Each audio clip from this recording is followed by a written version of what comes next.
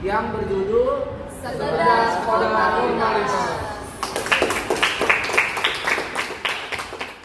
Oke, jadi pada podcast kita kali ini kita akan ngebahas tentang gimana sih caranya beretika di media sosial supaya kita bisa kita bisa menggunakan media sosial itu dengan baik dan benar tanpa menimbulkan konflik yang berujung pada perpecahan. Nah, kita sebagai host udah nyiapin 3 pertanyaan untuk para guest kita. Ayo kita nanya ke mereka, terus kita dengerin pendapat mereka tuh kayak gimana. Pertanyaan pertama buat Nathan. Menurut Nathan, apa aja sih cara beretika dalam berkomunikasi di media sosial? Terima kasih atas pertanyaannya. Jadi itu menurut saya cara yang beretika dalam media sosial yang baik itu pertama, kita tidak boleh asal nulis aja atau komentar dengan emosi kita. Kita tidak boleh nulis atau berkomentar tanpa berpikir dahulu. Dan kedua, kita tidak boleh menyerang seseorang saat mereka menyampaikan pendapat yang berlawanan dengan kita. Jadi kita itu harus tanggapin saja mereka dengan sopan. Dan yang terakhir itu kita tidak boleh menyebar hoax atau berita yang bohong, karena di masa digital sekarang udah banyak banget konten-konten yang menipu atau membohongi kita dengan gampang. Terima kasih itu dari saya. Terima kasih Nathan.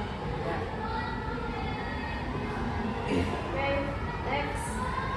Fitz, sebutin dong beberapa cara menyampaikan pendapat di media sosial supaya bisa diterima oleh publik. Nah, cara buat menyampaikan pendapat agar diterima oleh publik itu adalah menggunakan bahasa yang sopan dan jelas. Fokus pada isi dan tidak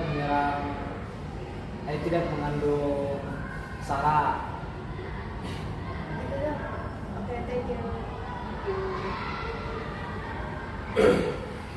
Niel, sebutin dong tips dan trik dalam menyampaikan opini di media sosial. Oke, ini jawabannya saya rangkum dari mereka berdua ya. Nah, satu itu bahasa kita harus ramah dan komunikatif agar orang-orang di media sosial atau netizen bisa menerima opini kita. Nah, kedua, kita tidak boleh menyebar hoax, melainkan kita harus menulis komentar dengan menggunakan fakta dan artikel ilmiah. Nah, ketiga itu kita harus fokus pada poin yang kita ingin bicarakan, tidak bertele-tele dan lanjut ke topik yang lainnya. Dan keempat yang paling penting nih, kita nggak boleh emosi. Kalau emosi itu bisa memicu orang lain emosi juga nih. Nah, itu aja sih jawaban dari saya. Terima kasih.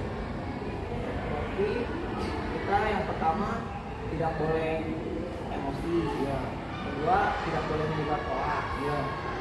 Oke, sekian podcast dari kami. Terima kasih telah menyaksikan sampai habis. Semoga podcast dari kelompok Sekedar Formalitas dapat berguna bagi kalian. Terima kasih. Terima kasih.